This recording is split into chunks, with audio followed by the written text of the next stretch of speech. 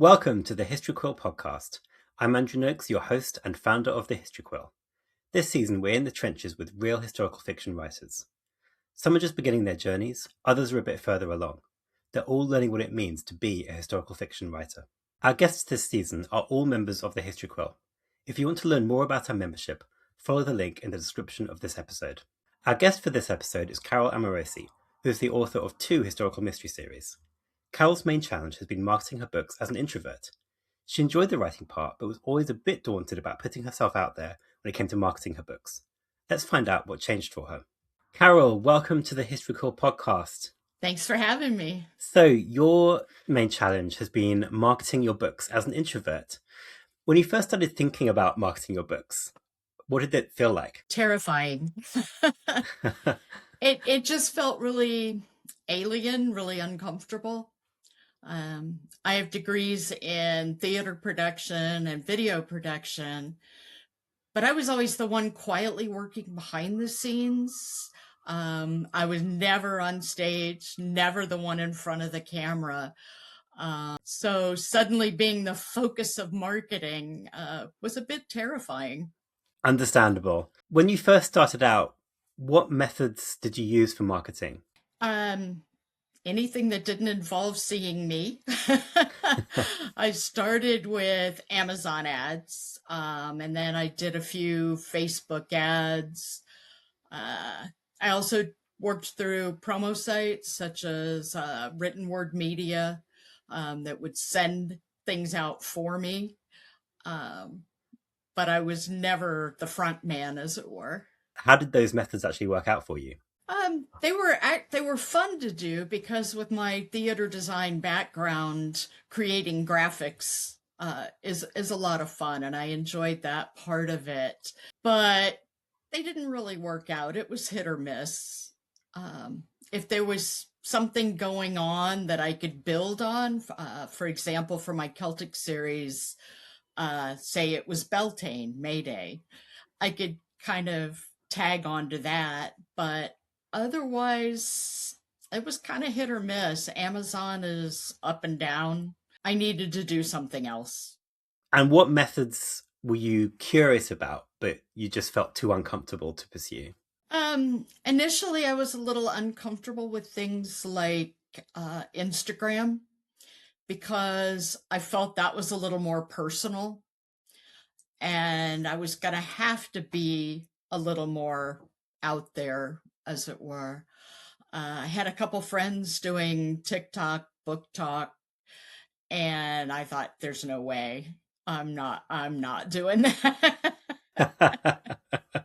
I get it. I get it. So when you were kind of thinking about these things and feeling a bit uncomfortable, I'm curious to know, what exactly was it that made you feel uncomfortable? Like with, as an introvert, was it just about kind of being on video, being on camera, or was it actually more about sharing a part of yourself, like sharing personal things? I think it was a combination. Mostly it felt salesy. I felt like I was pushing people to buying something. I think that was a part of it. I don't like talking about myself. I'm kind of afraid of making a fool of myself in front of others. But at the same time, I say I don't like talking about myself, but I write a blog where I do. Is it about the method of talking about yourself just as much as it is about talking about yourself? I think it is. I think it's the method. And I'll have to admit, the way I'm doing the blog now is different than the way I started. I'm a little more a part of it than I was in the beginning. Well, I have to say, Carol, you come across very well. I can tell that I can tell that there's been a change, but I sympathize because I've been finding it difficult myself for years since I've been running the History Quill to get myself on camera.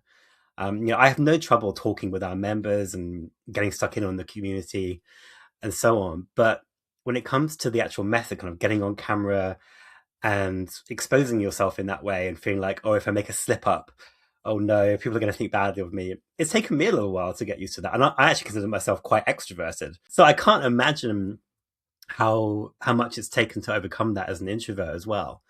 How kind of long did it take to get over those hurdles?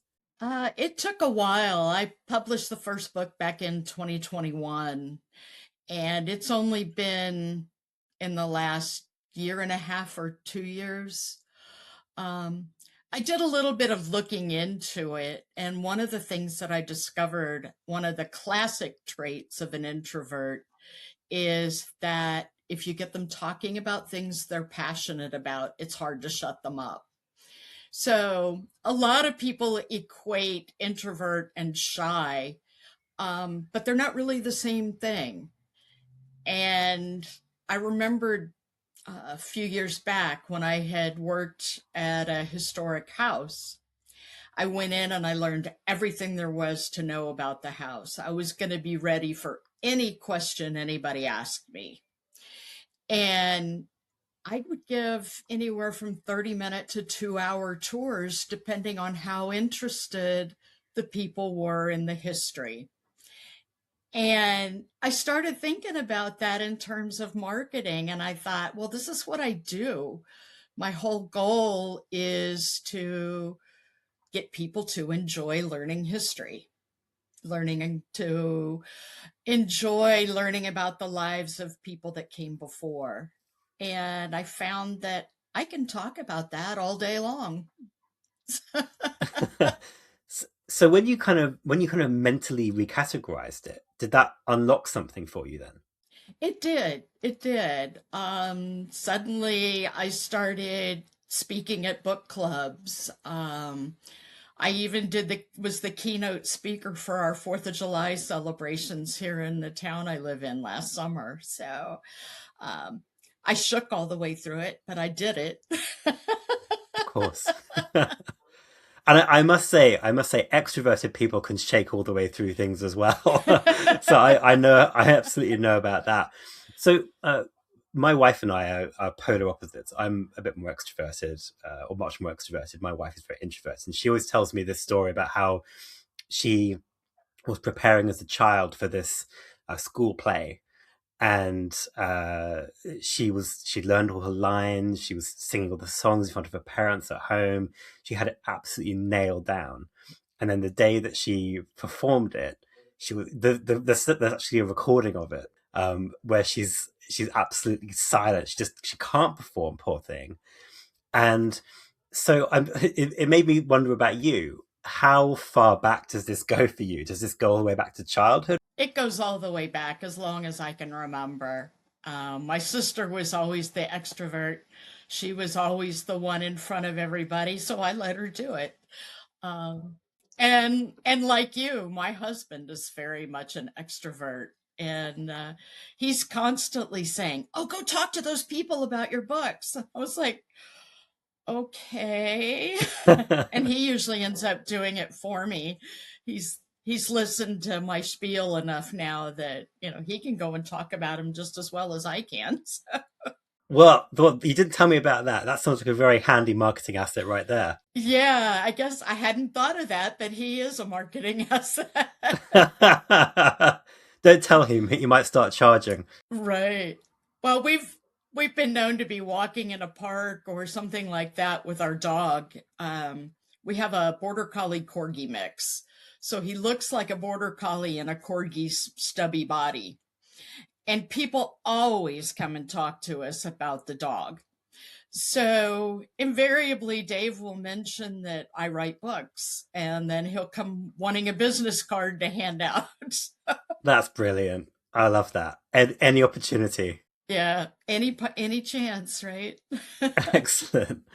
Uh, so tell us more about how your approach has changed as you've written more books. What exactly have you started to do differently? I've been looking into podcasts. I've been looking into speaking at book clubs, trying to put myself out there more, meet more people.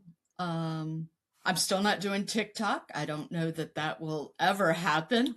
But You do not have to do TikTok. It's not obligatory. I've realized that it's really good for other people. Um, but I've also noticed that with more books out, there's more to talk about. And instead of just having one book and talking about it and thinking, okay, now what do I do? Um, it's been easier to talk about a series. Um, though I usually focus on the first in the series, because it kind of drags out if you talk about each one individually. So I kind of approach it as the arc across the series. And I can usually tie it to something. Um, the Colonial series, I never set out to write a war novel. It was supposed to be more about the people living in the time, but it's been working its way closer to the revolution.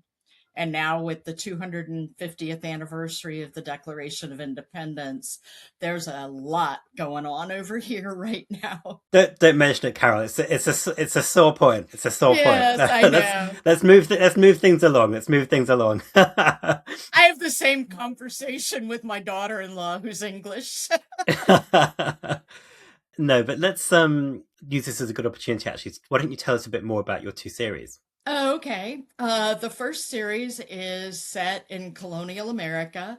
Um, we lived in Virginia near Williamsburg, Jamestown, Yorktown, which were some of the earliest settlements for many years. And I was drawn to that period the more I learned about it. And when I sat down and started thinking about writing, I knew I had to set it during that period. So I love the research. I've been to most of the places that I talk about in that book, and it just developed. As soon as I wrote one, then the next one came along, and then the idea for the next one. The other series I have is set during the Iron Age Celts in Bohemia, which is means home of the boy, which was one of the largest Celtic tribes back in the Iron Age. And we lived in Germany, in Bavaria, which was part of that.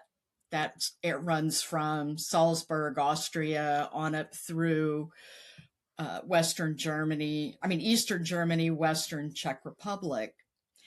And they've mined salt in that area for 7,000 years. So they're bringing up items that have been preserved that look like they were made yesterday. Wow. And I was seeing leather shoes that didn't even look like they'd been worn. They uncovered one woman's grave. They would bury people with their grave goods. And there was a loom in there where she was weaving blue and yellow fabric that looked like a modern day Scottish tartan. Goodness me. Um, and so I pulled off of the colonial series after the third book because I just had to share what I was learning um, with that one. I love that passion. These are two very different periods. Very different. Very different. I Very. wonder what are the key differences in writing about those two periods and researching them? Well, for one thing, there's written documentation for the colonial period. And I have been to, most of it is centered in Pennsylvania, and I have gone to Philadelphia and walked through the buildings and looked at documents and artifacts there. But for the Celtic series, the artifacts was really all that I had. The Celts were an oral tradition society. They did not write anything down. They believed, we think anyway, that they believed that gave their enemies power over them. So their stories were told and handed down through the generations. There are a few writings about them. The Romans basically got most of it wrong. They claimed they were barbarians living in grass houses and sleeping on the grounds. Oh dear. But the archaeologists were bringing up ornately carved chairs. They found beds. You know, all this stuff had been preserved in the salt. So it completely contradicts what they had to say. The Greeks, on the other hand, I think got some of it right. They wrote that the ancient Celts were very vain people. And I dismissed it at first, thinking, oh, yeah, the victor writes the history. You've got to make your enemy look, bad, or that you have no justification for attacking them. Those snobby ancient Greeks. Yeah. But the archaeologists are bringing up an inordinate number of bone combs and round little silver discs, which are mirrors. So maybe they had it right. Maybe there was some truth to that. What's it like? Because I obviously it's a bit daunting to not have all those historical reference points and all that information that you have for your colonial period. But is it also quite freeing? It is. It is. They're very different in the way that I approach them. Um, I've had to do a little out of the box thinking for the Celtic series when I start thinking, oh, I could have him do this and I could have him do that. And I have to stop and think, wait a minute, could they or would they or how would they? Um, One of the things that I use, and I know there's a lot of controversy these days over AI, and I never use it in a generative matter, but for research, it's been invaluable. When I was trying, my main character is a bronzesmith, and when I was trying to learn how to do inlay, what materials, what minerals would they use, it gave me the answer I wanted. Told me exactly how an Iron Age Celt would, what they would use. They didn't use the scientific names we have today. They would have called it bluestone or green earth or things like that. But at least I could learn about the process. That's really interesting. I think AI can be a super useful starting point as long as you obviously verify what you find, because it can occasionally get things wrong, but it gives you that lead, those leads that you can then investigate. Right. So I was curious, actually, in terms of marketing, are there any differences in how you market these two series? Not really. They're both mysteries. They both have a character who's got a story arc across. So there's a lot of things that they do have in common. One thing that came out of it when I started marketing both of them is I've learned more about my audience. My typical readers are 45 and older, though I do have younger readers and I do even have high school readers. But for the most part, they tend to be 45 and older Is that the same for both series? for both series.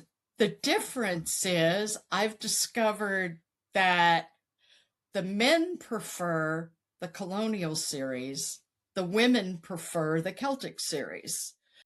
It's not a big difference, but it is a noticeable difference. And I would have thought that the men would like the Celtic warrior type of theme to it. But that's not been the case. Interesting. So that could potentially have marketing implications down the line. Going back to the marketing and the introversion for a second, as well as kind of mentally trying to mentally recategorize it in your head and lean into the things that you were comfortable doing and focusing on the information and the content rather than putting yourself out there in a more personal way.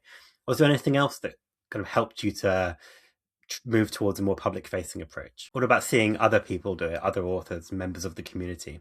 I have learned from other authors, and there are a few like me who found it challenging in the beginning, and we kind of have supported each other along the way. And that's one of the biggest pieces of advice I can give someone who's new at this is just don't don't try to do it all yourself. There are resources out there. There are groups to join. There's three or four of them that I've been very involved in for the last 4 years. Well, I say very involved, but it fluctuates. Sometimes I'm more involved, sometimes I'm less involved, but I keep coming back to them because of the support, the opportunities to learn more that I get from these groups. When you see other authors and talking about how they market their work. Say when you're in the History Quill community as a member, we often have members pitching in, talking about their experiences marketing their books, what they're scared of, what they've been doing, what they've succeeded at. Has that kind of helped you to put yourself in their shoes and imagine yourself doing those things, give you a bit of confidence? Yes, it has, especially those that I see that are like me. If I see them succeeding, it gives me that little nudge to try something new, try something different. And I am growing more comfortable in it. I'm talking to you today. So Exactly. And how have you found the transition from focusing just on more impersonal things like paid ads to more public facing things? Have there been any kind of setbacks or challenges or moments when you thought, oh, okay, that actually wasn't for me, I don't want to do that again? not so far, but I've been very cautious in taking baby steps and I make sure something works before I go on to the next one. But this is the third podcast that I've been on, and they're feeling more and more comfortable each time. It's really difficult to imagine yourself doing something like this, and you can spend years sometimes thinking about it and thinking, oh, could I do that? Not sure. Yeah.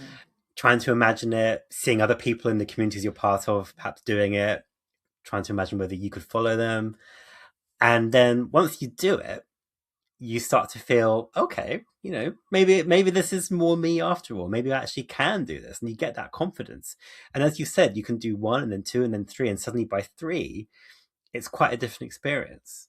Because I never started out as a writer. I've had several careers over my life, and it wasn't until COVID that I started writing. And that was only the result of a dare from my son who challenged me to do it. So not only was the marketing new, but the whole writing process was new. And when you started out writing, were you kind of aware? Obviously, you must have been aware that marketing would be part of it. Did you try and put that out of your mind and just focus on the writing for the first little bit, or were you getting more and more uncomfortable as time went on that you'd have to get to the marketing eventually? Actually, before I wrote the first one, I had never heard of self publishing, independent publishing. And I just thought that I would submit it to a publisher, and eventually, maybe if I got it to enough of them, one of them would publish it and they would do all of that for me. So I never dreamt I'd be doing the marketing. Well, funnily enough, I think even a lot of traditionally published authors now are increasingly finding that they're having to do more and more of their own marketing. So even they are not immune to that. No, and when I first submit was going to submit, I downloaded a package from a publishing company, and the very first page says, "Please submit your marketing plan." Well, that says a lot about the direction that things are headed in. Yeah. I think unless you're lucky enough to get picked up by a really big publisher and they're going to invest a lot of resource into your book, Hmm. no matter what direction you go, and there's going to have to be some element of this. Right. But when you're self-publishing, there's more. There's undoubtedly more, and there's different sorts of marketing that you probably wouldn't be expected to do as a traditionally published author. Paid ads is Hmm. one of them. I'm interested more about the kind of the process of deciding to go self-published. Right. At what point did you decide to embark on that path rather than the traditionally published path? I wasn't sure for a long time. In fact, I finished the book and I just kept fiddling with it, kept doing rewrites because I had no idea what to do. And an online summit popped up in my Facebook feed. And it was, so basically, it was, so you have this manuscript, what do you do now? And I attended that. It was online on Zoom. And I learned about editors, I learned about cover designers, I learned about marketing. And that was when I kind of realized that this was the route I was going to go. And why did it appeal to you? A lot of it because of I could do most of it myself, and I felt like I had more control over it. I think another part of it was I met a couple of traditionally published authors during that time, and they had basically turned over their rights. Neither one of them liked the covers that were on their books. Neither one of them liked some of the editing changes that were made. And I just decided I wanted to keep that control. I think that's a really good reason. And there are lots of reasons why people decide to go the self-published indie route. Sometimes it's financial. You do get to keep, a much greater share of the profit from your books. Some of it is about control. Sometimes people do it because they tried to go traditionally published and it didn't work out for them, and then they have to think, okay, what are my other options? But I think it's really great when it's a positive choice that you've made for kind of control and autonomy reasons. If I were choosing between self-publishing and traditional publishing, I would be pretty tempted to go with self-publishing just from the get-go because it suits my personality. And so it's not just about what type of marketing suits your personality. It's also about what type of publishing suits your personality. It's interesting that you felt like the marketing side didn't necessarily suit your introversion so much, and yet you felt you were very well suited to the kind of publishing side of self-publishing. I was lucky right off the bat. I found an editor that I worked very well with. I've been amazed over that. She's done all of them. And I've been amazed how well we work together, how well she gets it. Same with my cover designer. She's been fantastic. Just zooming back out for a moment, I was thinking because a lot of our members who are listening to this might be in the similar position to where you were at the start of this process. They're writing, they're kind of aware that marketing is part of this, but they're kind of putting it off in their mind because they don't feel so comfortable about it. They see all this TikTok stuff and they just think, oh no, I'm not sure I want to do that. I'm just going to focus on the writing for now. So if someone is listening to this and they're thinking, I'm just not sure I'm built for marketing, what would you say to them? I would say don't be afraid. Try what feels comfortable for you. As I said in the beginning, I tried Amazon ads and Facebook ads, but I realized that while I was getting sales, it just wasn't enough. I had costs for my editor, costs for my cover designer, and I needed to do more. So join groups like the History Quill, anywhere you feel comfortable, feel like you can get answers. There's always somebody out there that's been where you are right now. And usually they're willing to help you, to give you advice, suggestions, things to try. But take baby steps. Don't jump from Amazon into TikTok. Do, little things along the way, and you'll get comfortable with them as you go. And as we said at the beginning, you do not need to do TikTok. I keep using that as an example of like the worst extreme of Yeah. extroverted marketing. But you can find a happy medium between the two extremes that actually Hmm. suit your personality, suit your writing, suit your interests. I think it sounds to me, Carol, like that's what you're headed towards. Right. And some of the things I do are written.